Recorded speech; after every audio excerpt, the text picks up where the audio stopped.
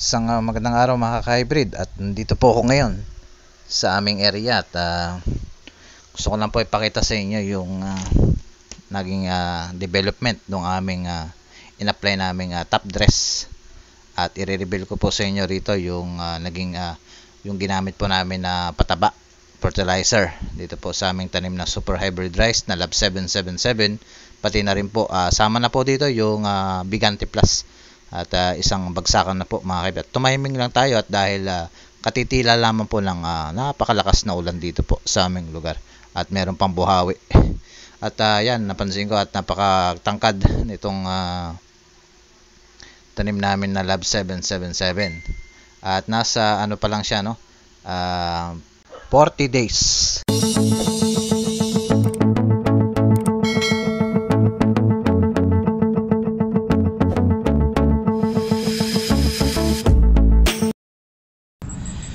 Magandang araw mga ka-hybrid, Lakbay Farm Vlog. Nagbabalik muli sa aking YouTube channel, at kung bago ka lang sa aking YouTube channel, huwag mo kalimutan mag-subscribe.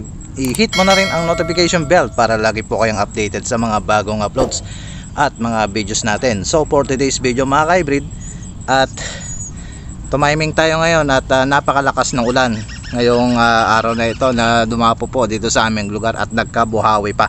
So yan, so i-update ko po kayo dito sa aming tanim na super hybrid rice na Lab 777 ng Leeds Agri, at pati dun po sa likuran na yun yung aming tanim din na super hybrid rice na Bigante Plus ng Arise. So yan, update ko po kayo yung aming naging protocol sa last application po namin dun sa top dress, dun sa tanim namin na Bigante, at dito po sa Lab 777. So as you can see ay ito na po yung resulta ng top dress. Wala pa po kami in-spray na fungicide. Ano pa po yung foliar pa lang po mga ka-hybrid, yung 3Gs foliar pa lang po yung aming in-apply dito na fertilizer, yan po na spray.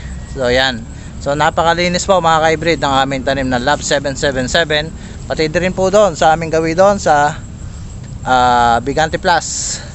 So yan, machete lang po yan mga ka-hybrid. Ayan, so gaano kalinis. Yan po yung resulta ng in-apply namin na top dress. So i-reveal ko po sa inyo mga ka-hybrid yung naging protocol namin po dun sa aming top dress. So ano po ang inintay nyo, at panoorin nyo po hanggang dulo, at doon ko po i-reveal yung mga naging na-apply po namin na fertilizer. So tara, let's go. Isang magandang araw na naman po mga ka-hybrid, at nandito na naman po ako ngayon dito sa aming area upang pakita po sa inyo yung aming tanim at resulta ng aming naging protocol po dito. At katatapos lamang po ng aming protocol para po sa top dress, no? So i-reveal ko po sa inyo mga ka-hybrid yung mga naging nagamit po namin na fertilizer dito ngayon, no? So kasama na po dyan yung Bigante Plus at ito pong Lab 777. So isang pasadaan na po ito, no? So ngayon lang po tayong nakapag vlog muli, at dahil po madalas po ang ulan dito sa aming lugar, at minsan ay meron pong low pressure. Yun po si Bagyong Karina, katatapos lang po mga ka-hybrid. At yan, at as you can see it, nakita nyo na po yung development ng aming tanim na Lab 777 ng Leeds Agri, at katatapos lang po ng ulan dyan at napakalakas po at may buhawi pa. Ayan po, at napakalinis po ngayon ng aming tanim dahil po ay yan po yung in-apply namin na unang-una, syempre yung machete day after transplant. So update ko lamang po kayo ngayon na ito po ay day 40 na po mula lipat tanim.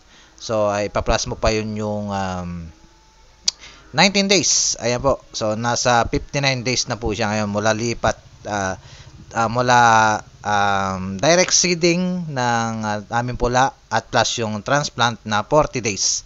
Yan po yung pagbibilangan natin, no, mga ka-hybrid. So yan, as you can see, at napakaganda na po ng aming tanim na to. At wow, napakalinis, wala po masyadong damo.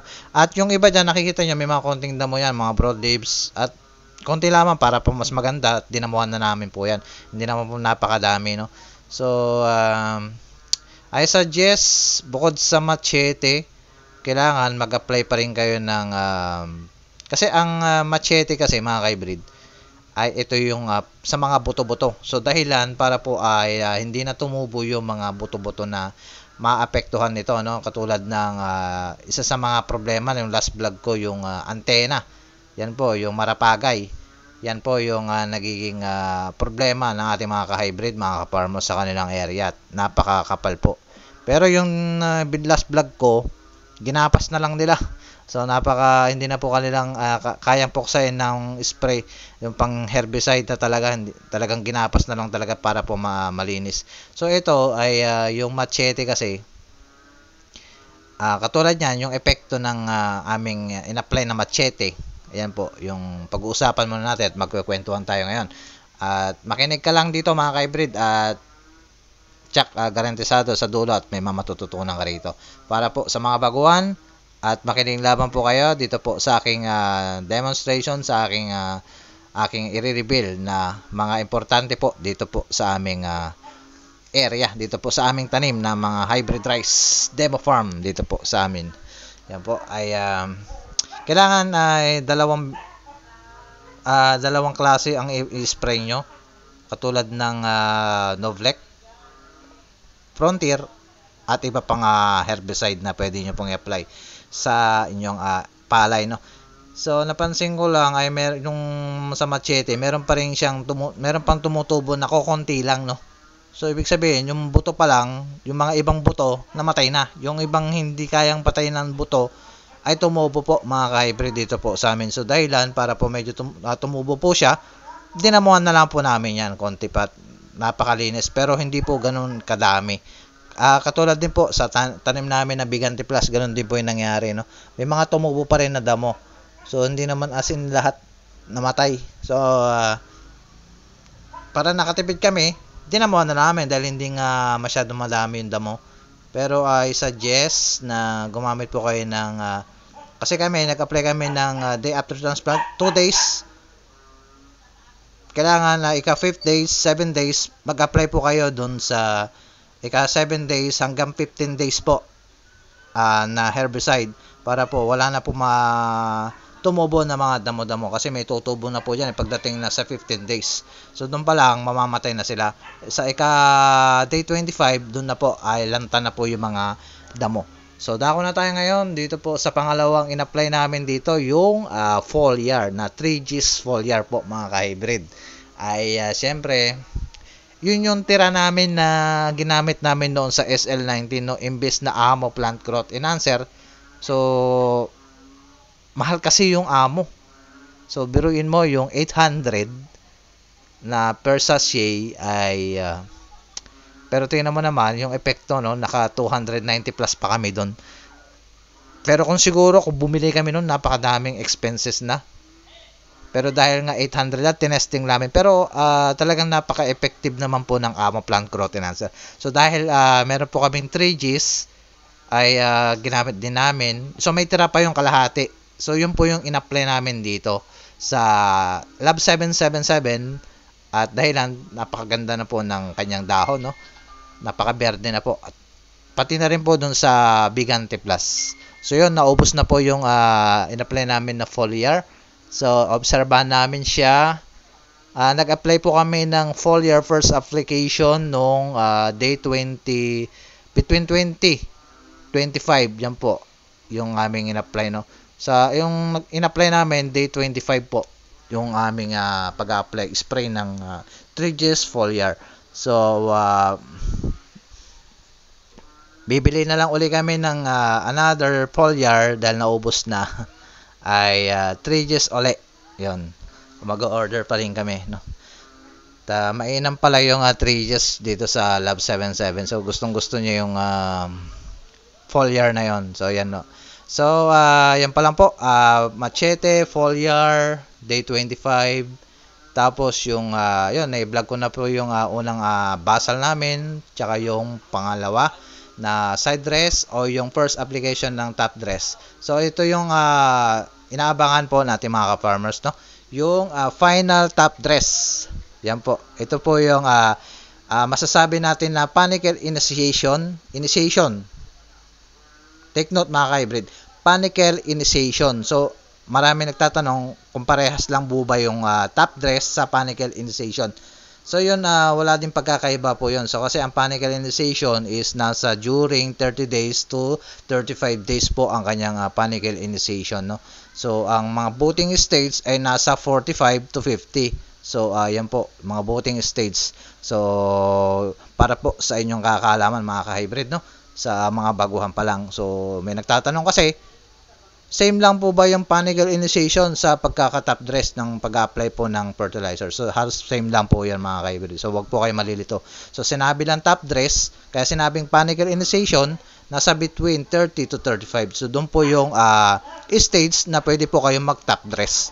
So, yan po. So, yan lang po. I-reveal ko po sa inyo yung ginamit po namin na pang top dress, no, mga ka-hybrid. So, unahin natin muna dito sa Lab 77 po mga ka-hybrid. Ay ang ginamit po namin, hindi na po kami urea dito mga ka-hybrid, ay nagbawas lang po kami ng nitrogen. So ang ginamit po namin na pataba o fertilizer, yung 1 bag po na complete triple 14 plus ay 1 bag ng muriate of potash 006. Yan po mga ka-hybrid. At plus yung kalahati po bag ng 17017 yung ano po yan, yung potassium nitrate. Yan po yung ginamit po namin dito, no. So kung bakit natanongin niyo hindi po kami nag-apply ng urea. So bakit triple 14, muriate of potash at saka yung potassium nitrate na 17017. So pinag-mix po namin yon at yan po yung naging resulta. Kasi, kung gagamit ka kasi ng urea, mga ka-hybrid, kasi nag-basal ka na eh. Ang basal kasi, ang nitrogen, nasa basal kasi yan. At side dressing. So, dahilan, para magbawas po tayo ng nitrogen. Kasi tag-ulan ngayon, syempre, andyan po yung nangyari po sa amin ay dumapa po yung naging tanim namin na NK5017. So, yan lang po. Yung naging protocol po namin dito dahil nga ay marami na pong itong nakain na fertilizer dahil nga po yung sibuyas ay dito po ay tinaniman namin dati, no. So yan lang po, ay sana naintindihan nyo yung una kong ni-reveal dito po sa aming tanim na Lab 777 na protocol na top dress. So dako na tayo doon mga ka-hybrid sa top dress naman ng Bigante Plus na aming in-apply namin na protocol. Ay dito po ay gumamit po kami ng, hindi na rin po kami gumamit ng urea dito. So halos parehas lang din, pero nagdagdag po kami rito. Ay gumamit po kami ng complete 14 triple 14 na 2 bag. Plus 1 bag din po ng muriate of potash plus 1 half bag ng 17017 o yung potassium nitrate. So, 2 bag po, triple 14, 1 bag ng 006, at kalahating bag ng 17017. Yan po ang amin naging protocol po dito po sa dalawang demo farm ng Super Hybrid Rice na Lab 777 at Bigante Plus. So, yan lang po mga ka-hybrid, ang munti ko pong share at i-update ko na naman po kayo sa susunod ng aking vlog. Doon po sa tillering naman po tayo at magbibilang po tayo sa susunod kung ano po ba yung naging resulta ng development ng aming in-apply plus yung foliar na aming in-apply dito, no. So bibilangin natin yung naging tillers ng Lab 77 pati na rin po yung Bigante Plus. So yan po. So yan lang po. Maraming salamat po sa lahat ng aking mga supporters, followers, subscribers, masolid ng aking mga subscriber. At mag-iingat po tayo at thank you for watching. Don't forget to hit the notification bell at paki-share na rin po sa ating mga ka-farmers, mga ka-hybrid po natin. So ingat lang po at God bless!